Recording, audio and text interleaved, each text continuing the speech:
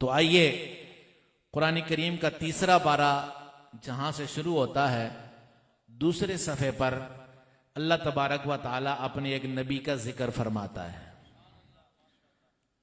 और उस वाक़े के अंदर, चूंकि वाक़े की तफसील है, सारी तफसील हम नहीं कर सकते क्योंकि हमारा टॉपिक कुछ और है। सिर्फ उस टॉपिक के लिए और उसके ज़मन में बहुत सारे असबाक होंगे, वो आप खुद समझ पाएंगे। सूरतुल बकरा है और इसकी आयत नंबर 259 259 है। अल्लाह ताला अपने एक बंदे का जिक्र फरमाता है कि वो बंदा घर से निकला और बाहर एक जगह पर गया, देखा तो घर बस्ती वीरान पड़ी हुई है, छतें पहले गिर गई, ऊपर दीवारें भी गिर गई हैं। उस बंदे ने उस बस्ती को देखकर दिल में सोचा या बोला मुंह से कि ये दोबारा भी कभी आबाद होगी। इस बात को अल्लाह ताला ने कुरान में जिक्र किया। अगर आप मोहब्बत से इन मोतियों के लिए झोली फैलाएंगे तो मैं और आप मिल के अल्लाह के इस कलाम से ये मोती, ये रंगत, ये खुशबू अपने दामन में समेट सकेंगे। अल्लाह ताला फरमाता है, औ कल्लज़ी मर्रा अला क़र्यतिन व हिय ख़ावियतुन अला उरूशिहा क़ाल अन्ना युहयी हाज़िहिल्लाहु बअद मौतिहा। इन अल्फाज का वही माना है जो मैं आज कर चुका हूं। अल्लाह ताला फरमाता है, या फिर पीछे नमरूद की बात हुई, सैयदना इब्राहिम अलैहिस्सलाम और नमरूद का आपस में वो जो मुकालमा हुआ, सूरज को मशरक से मगरब से निकालने वाला, जिंदा को मुर्दा करने वाला। उसके बाद दूसरी मिसाल अल्लाह ताला ने ये जिक्र फरमाई, फरमाया औ कल्लज़ी मर्रा अला क़र्यतिन व हिय ख़ावियतुन अला उरूशिहा क़ाल अन्ना युहयी हाज़िहिल्लाहु बअद मौतिहा। फरमाया वो बंदा, वो शख्स जो एक बस्ती से गुजरा और वो बस्ती वीरान पड़ी थी, छतें भी गिरी हुई थी, दीवारें भी गिरी हुई थी, वो कहने लगा अन्ना युहयी हाज़िहिल्लाहु बअद मौतिहा, इसको अल्लाह ताला इतनी वीरानी के बाद कैसे जिंदा फरमाएगा। यानी इस्तिफाम इनकारी नहीं है कि अल्लाह ताला ऐसे नहीं कर सकता, अल्लाह की कुदरत पर उंगली नहीं उठाई। इस्तिफाम तमन्नाई है कि ये भी कभी जिंदा हो सकती है, मुड़ के कभी ये भी आबाद हो सकती है।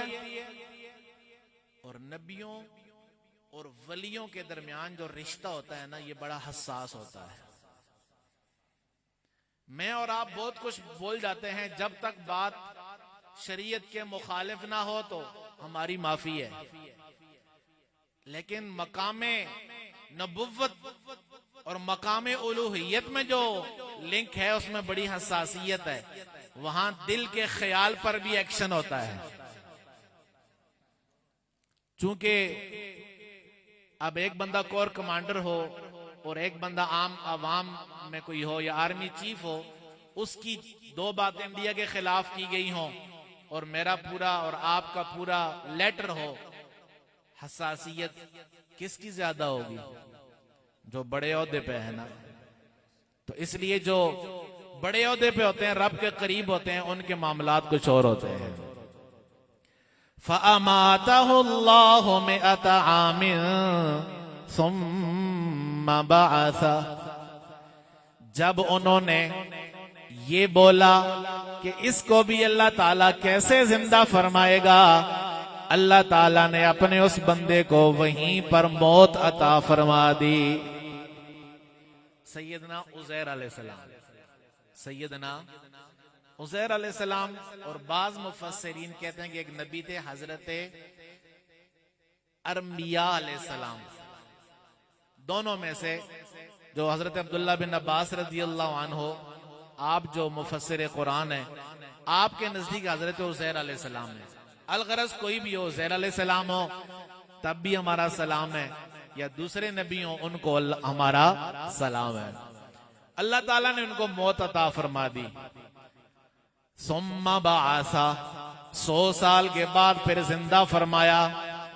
फिर उनसे सवाल किया गया, काला कम लबिस, ए प्यारे आप यहां पर कितना अरसा रहे होंगे?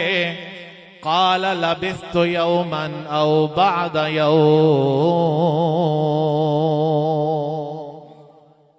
मुफस्सिरीन कहते हैं चाश का टाइम था जब वो वहां से गुजरे थे और ये बात बोली थी। तो जब उनको 100 साल बाद जिंदा किया तो टाइमिंग ऐसी थी कि सूरज डूब रहा था।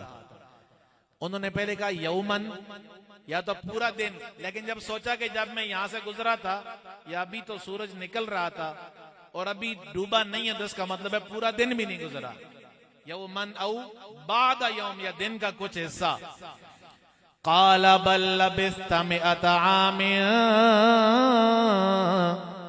फंजुर इला तआमिका व शराबिका लम यतसन्ना।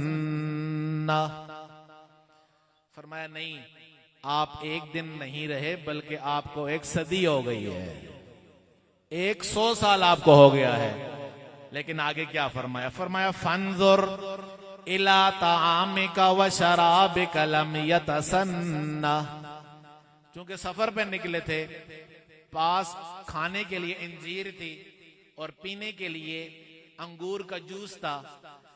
तो फरमाया 100 साल के बाद आपको जिंदा किया है, लेकिन अपने खाने को देखें, इंजीर भी ऐसे ही है जैसे अभी दरख्त से तोड़ी हो, और खजूर जो अंगूर का शीरा है या जो जूस है वो भी ऐसा ही है जैसे अभी अभी अंगूर से निकाला हो। और सवार थे गद्दे पर, यानी गद्दा सवारी के लिए साथ था।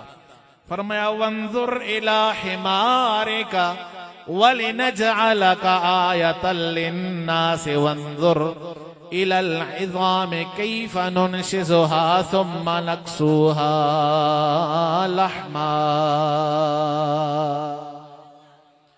फरमाया जरा गद्दे की तरफ नजर फरमाइए। गद्दा चूंकि 100 साल हो गए थे, बाद मुफस्सिरीन के नजदीक मर चुका था, हड्डियां उसकी बिखर गई थी। तो फरमाया कि जरा गद्दे की तरफ देखें, हम आपको लोगों के लिए निशानी बनाना चाहते हैं। वंदुर इलल इज़ाम, हड्डियों को देखिए, कैफ़ नुनशिज़ुहा, हम कैसे उनको हरकत देते हैं। सुम्मा नक्सूहा लहमा, फिर हम उन्हें कैसे गोश्त पहनाते हैं। जब हड्डियां जुड़ी, गोश्त ऊपर आया, गद्दा दोबारा से गद्दा जिंदा हो गया। अल्लाह ताला फरमाता है फलम्मा तबय्यन लहू, जब उनके लिए सब कुदरतें जाहिर होने लगी, हो चुकी, कहने लगे काला अअलमु अन्नल्लाह अला कुल्लि शैइन क़दीर। फरमाया रब अब यकीन आ गया कि तू हर जिस चीज पर चाहता है कादिर है। 100 साल के बाद जवाब मिला अल्लाह के नबी को। तो थोड़ा सा बीच में से खैरात कुरान की ले लीजिए। जो नबी जिसका खाना 100 साल में खराब नहीं हुआ, उसका जिस्म कैसे मिट्टी खा सकती है। और जब आम नबी, आम का लफ्ज इसलिए बोल रहा हूं वरना नबी आम नहीं होते, इमामुल अंबिया के मुक्तदी का ये हाल है, तो जो नबियों के इमाम हैं उनके जिस्म मुबारक की बरकतों का क्या हाल होगा। इसलिए मेरे इमाम ने बरेली से आवाज दी, फरमाया तो जिंदा है वल्ला, तो जिंदा है वल्ला, मेरे चश्मे आलम से छुप जाने वाले। तो नबी का खाना भी खराब, पीना भी खराब, और नबी का गद्दा मर के हड्डियां भी गल गई उसकी, और अल्लाह ताला ने सब दिखा दिया। इसलिए बुजुर्गों के बारे में ये सवाल नहीं करते कि ये कैसे हो सकता है, इसलिए उन पर क्वेश्चन नहीं किए जा सकते, इसलिए कि जिन्होंने भेजा है वो करवा जानता है। एक मोजिजा, एक बीच में से शॉर्ट करता हूं, टाइम थोड़ा है।